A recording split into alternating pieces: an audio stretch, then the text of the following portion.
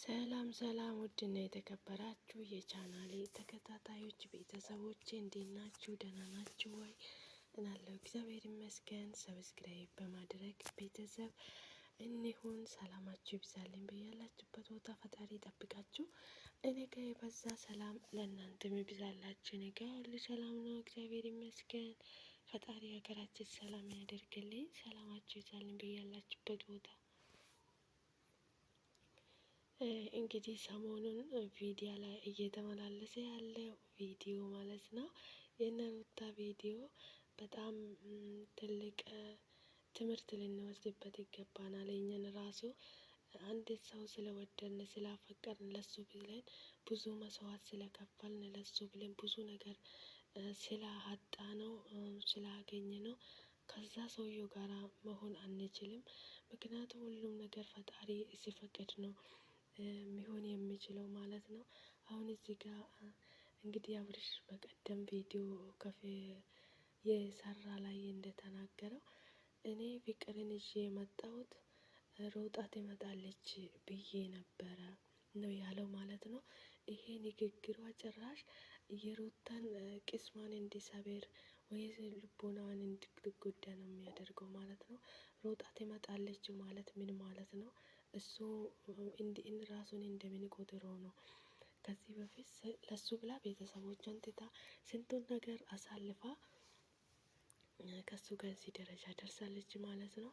አሁን ጭራሽ እሱን አባብሎት እሷን መክሯት ወደ ራሷ መመለሷ ሲገባ ጭራሽ ሌላ ሴት ይዞ መጥቶ ሮጣ ትመጣለች ብሎ ማሰቡ በጣም እኔ እንጃ። እኔ በራሴ በኩል ራሱ እኔ በጣም ነው የሆነ ስሜት ነው የተሰማኝ ማለት ነው። እሷን ይዤ ስለመጣሁ ሮጣ ትመጣለች የሚለው ቃል ምን ማለት ነው? እኔ በጣም ነው የተሰማኝ እውነት ለመናገር። እንግዲህ ሩታዬ ቦታ ሆነ ሁላችንም በእሷ ቦታ ሆነን ብናስበው ጥሩ ነው። እሷ ላይ ከመፍረድ በፊት እንግዲህ ሴት ስንሆን ብዙ ነገር እናሳልፋለን፣ ብዙ ነገር እንችላለን። ብዙ ትዕግስት አርገን ሰምተን እንዳልሰማን አርገን የምናሳልፈው ነገር አለ ማለት ነው። ሴት ብላተኛ ነው እንደተባለው ብዙ ጊዜ አሳልፋለች፣ ብዙ ነገር ችላለች።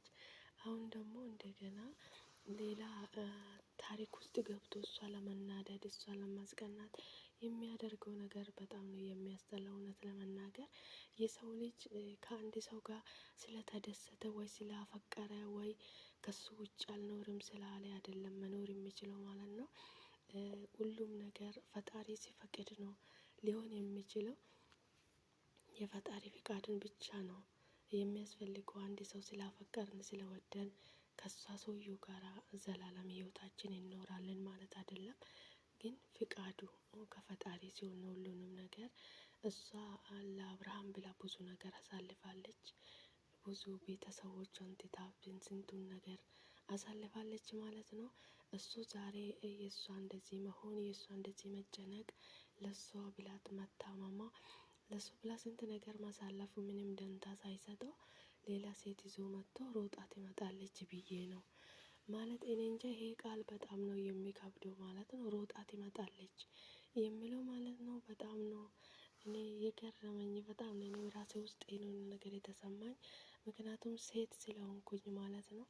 በጣም ከባድ ነው። ሁላችንም አሁን የሩታዬ ቦታ ሆነን ብናስብ አንድ ሰው ህመም የአንድ ሰው ህመም ለመረዳት መጀመሪያ በዛ ሰውየው ጫማ መቆም ይገባናል የሚባለው አባባል እውነት ነውና፣ አሁን ሁላችንም አንቺ ነሽ ጥፋተኛ ብለን እሷ ላይ ከመደፍደፋችን በፊት በእሷ ቦታ ሆነን እኛ ብንሆን የእሷ ቦታ ብንሆን የሩታ ቦታ እኔ ቢሆን ምን አደርጋለሁ ብለን ብናስብ ትንሽ መልስ እናገኛለን ማለት ነው።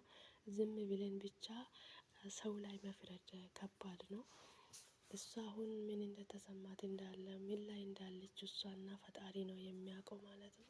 ሁላችንም ሰውን ከመስደብ ሰው ላይ ከመፍረዳችን በፊት እቺ ልጅ የእሷ ቦታ እኔ ቢሆን ኖሮ ምን አደርግ ነበረ፣ ምን ይፈጥር ነበረ ብለን በእሷ ቦታ ራሳችን ወክለን ብናስብ መልስ እናገኛለን በራሳችን ማለት ነው። ብቻ ከባድ ነው።